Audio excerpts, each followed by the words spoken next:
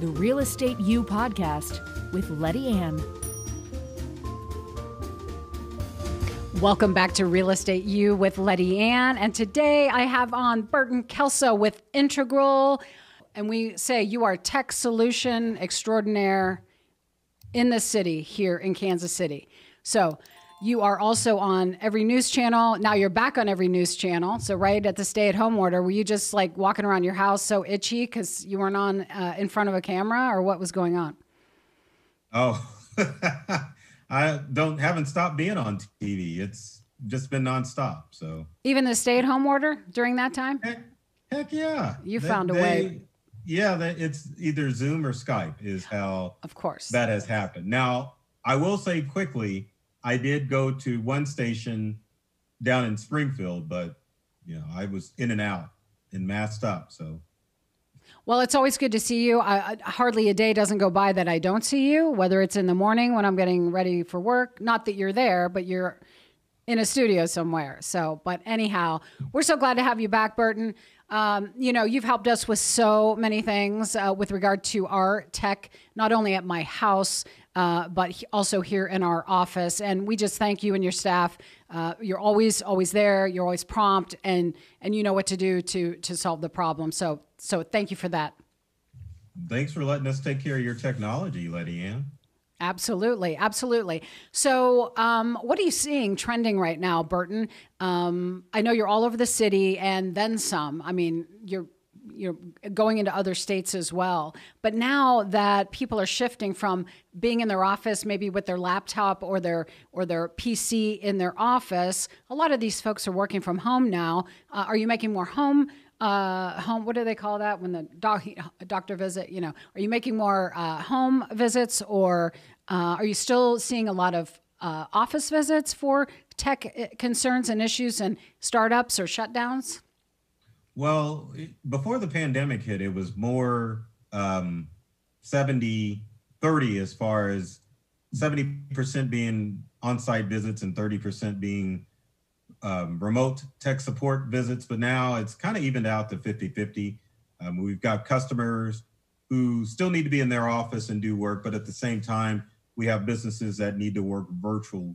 So we've been able to help them out virtually, or sometimes we do have to go on site to make sure that they can work virtually. So that's kind of the trend right now as far as the whole tech support sector is concerned.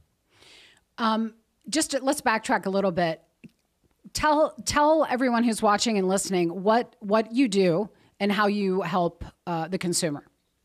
So I'm the chief tech expert at Integral. And so our team, like the folks at Geek Squad, go on site or can remote into computers for homes and businesses to make sure that they don't have any technology issues. What's your biggest call when that's the wrong way to ask you. When your office gets a call, what are you seeing the most that needs remedied? Is there like an arena of issues that trump other issues? No pun intended with the word there. You know what I mean? Like, so many people call because their internet's out, or so many people call because they're having issues with, I don't know what.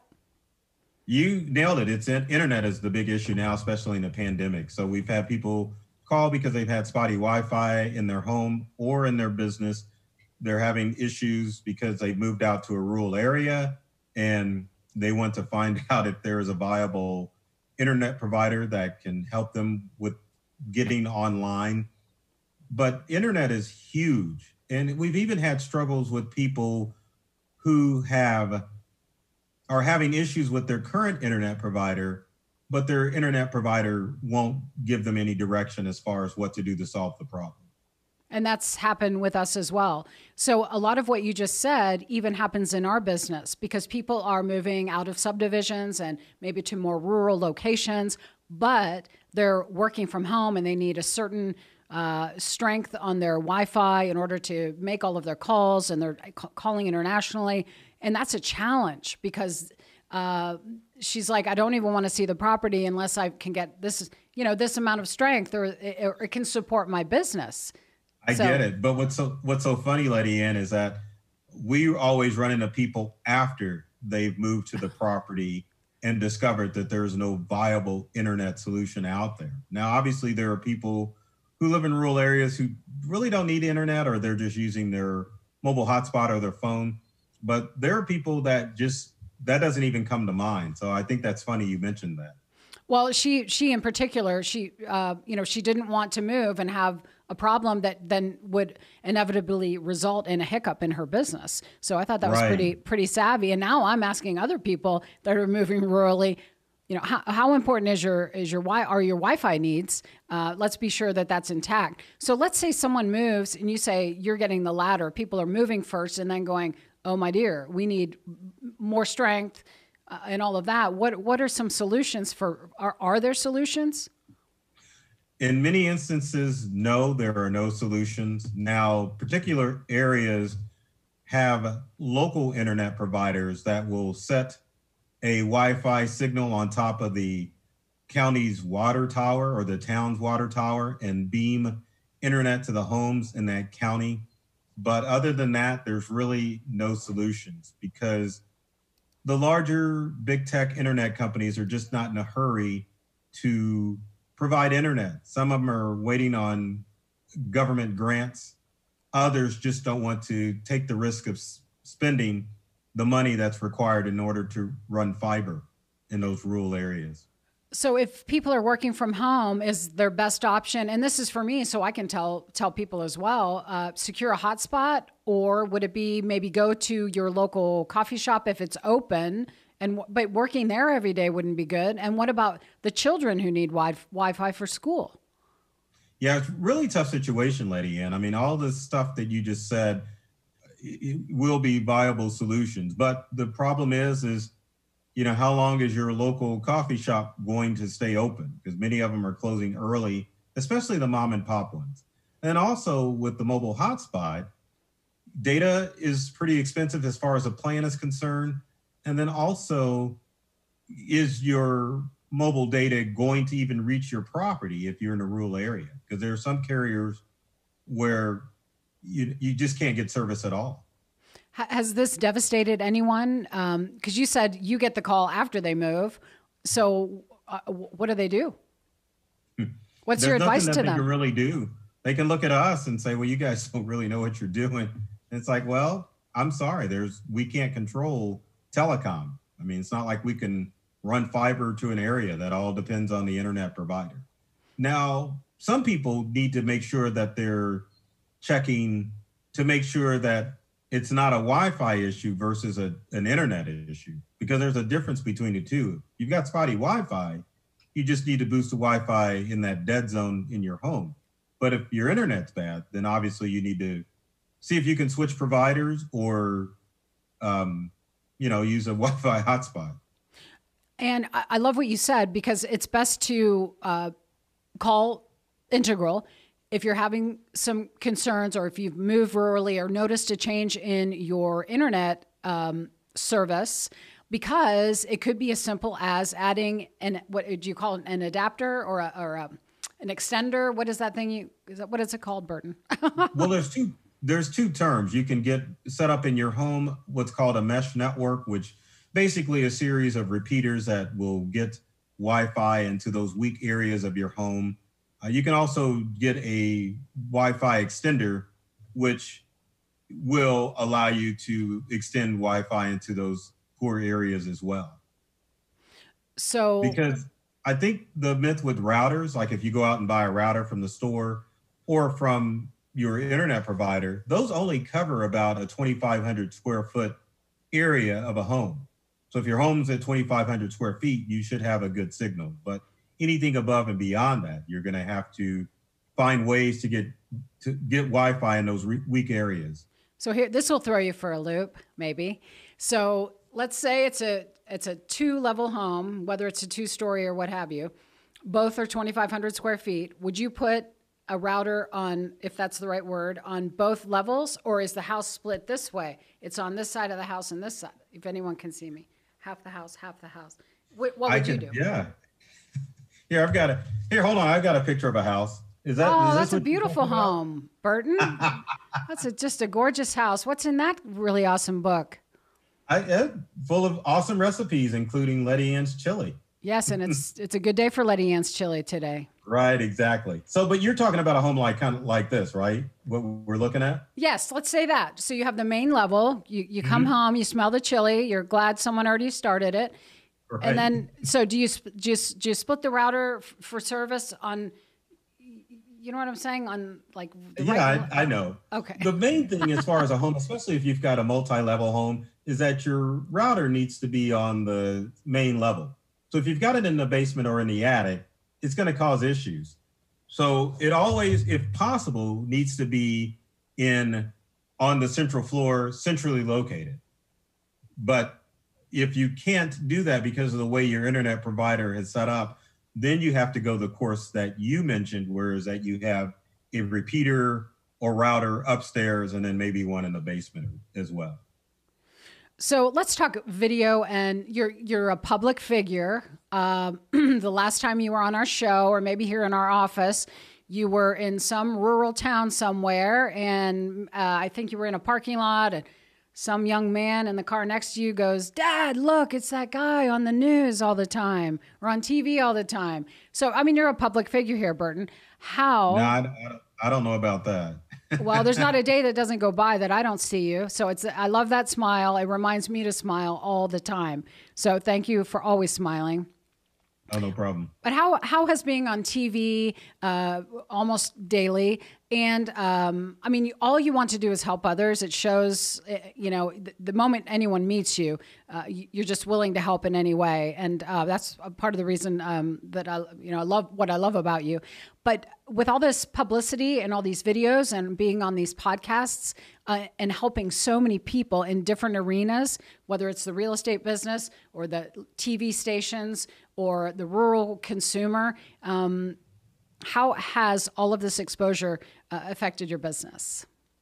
Well, it's obviously done well. I mean, part of the challenge is that when you're on TV in the face of the business, and people always assume that you're going to be the person that comes out, and that doesn't always happen. So it kind of hurts that way, because as a business, you definitely want to brand the business, unless it's like you being the brand of your business, and it's not an issue. So, part of it's wearing the shirts with the logo on it. But the other thing is to make sure that you're sharing on your company's social media as far as that you are on TV, to kind of help tie in your face with the brand of the company.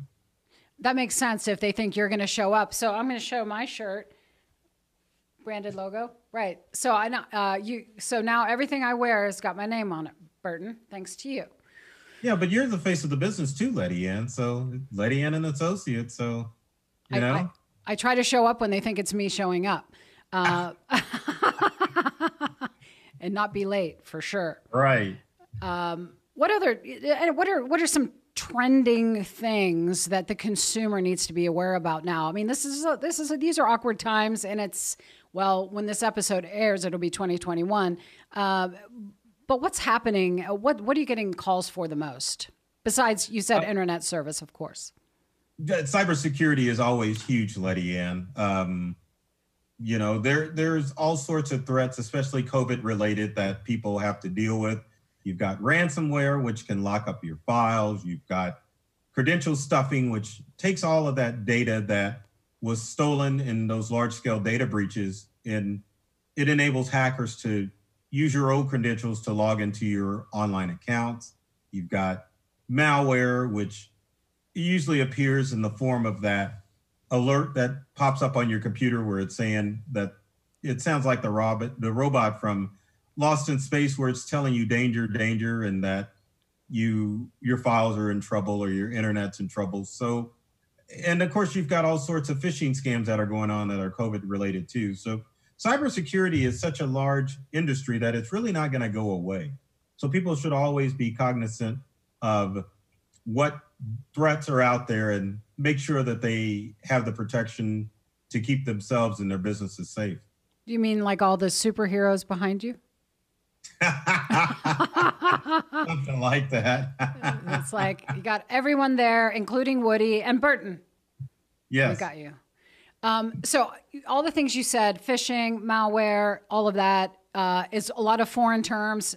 We all humans, normal humans, don't know what all. Now you superhumans. Now I know you guys know what that means, but Yeah, I think they do. Yes. So two questions in the last few minutes that we have. One of which, what are some COVID scams? Because that's the first thing you said. And then secondly, what can someone do, the average consumer, the average human at home, so they can be proactive with all of those words we don't understand that you just said? Yeah, two of the major ones that are going around are the Bitcoin scams that are, I know it doesn't sound COVID related, but people are looking for new ways to make money. So there's a ton of Bitcoin scams where people are wanting you to invest in Bitcoin. They get your information, obviously, and then they use it to either use your credit card or just other nefarious stuff. And then the other ones are the work at home scams. You may get an email saying, hey, do you want a good job opportunity to work from home, make some quick cash? Again, you're giving out your information to criminals, and then they take that information and, just do bad things with it. If it sounds too good to be true, it likely is too good to be true. Is that kind of maybe honor your intuition when you're like, oh my gosh, I can't believe I just got this email today. I was hoping that something like this would happen. And then it's right. Right. It's exactly right. And so the major tip that I can give people when it comes to cybercrime is that to understand that 99% of cybercrime requires user interaction. So people are scared when their Facebook account gets duplicated, or maybe they just get some unknown email. Well, you can get the email and your Facebook accounts can be duplicated. But it's important to know that if you don't click on those items, like on those emails or texts, or respond to those phone calls, then you're not going to get hacked. All the large companies you hear about getting hacked, it's because one employee clicked on something that they shouldn't have clicked on. So the main thing is understand what threats are out there. And then as long as you don't click on it, then you're going to be safe. And don't be in, and I'm not the tech expert, but what I've learned is don't be in such a hurry to click on the email you've received. And I don't mean opening it, that's different. But if there's a link, but you see in the sender, oh, that's First American Title. Okay, oh, they want me to check on the funds that are for a transaction, when really, if you took the time to actually read the sender, there's some kind of awkward thing in there, like a period or a slash that's really not from that sender that you thought it was, that you deal with like on a daily basis. So it's almost like take a deep breath. Is this really from that person? I'm more of a skeptic anyway in daily life. So I tend to have to believe that it's that person. But isn't that true that they'll change sender email addresses to make you think it's from me? It could be Lettiann with a dot after the I, ANN, and you think, oh, that's from Lettiann, but you didn't really see that dot. Right. That's exactly right. Now, computers, that stuff has to be disguised. But you have to remember, too, that with smartphones, people are now getting malicious text wanting them to click on a link. So with the text, it's easier to identify because it has to come from a phone number. So if it's a number you don't recognize, then you just simply don't click on it. So, I mean, you're absolutely right. Pay attention to where it's coming from. And then once you verify it's from a credible source, then you can click on it or just call the source directly to find out if they even sent it. And then the recent one, and maybe this is passed by now, but they were sending text, hi, this is Amazon. We have a package that was unable to be delivered. Click here so you can find out where to pick up your package. Well, thank God my husband didn't click on it. I'm like, dude, did you not see Burton tell you not to click on those texts? Because they're coming in texts. And who doesn't trust Amazon? Right. Exactly. I mean, who doesn't? I don't trust Amazon. I don't trust anyone. So that's Burton, a good one. I don't trust anyone. Well, I'm from that generation. I forget what generation it is, but but neither here nor there. Burton, we are out of time, but we're so grateful to have you on the show, and thank you for providing all of us with and keeping us at the forefront of our mind to be cautious in what you're doing, be cautious who you're conversing with, be careful what you're clicking on. And if you have any questions or need anything, please call Integral. So thank you, Burton. Thank you, Lettiann. Yeah, I hope to see you again soon. And thank you for watching this episode of Real Estate U with Lettiann. We look forward to seeing you next time.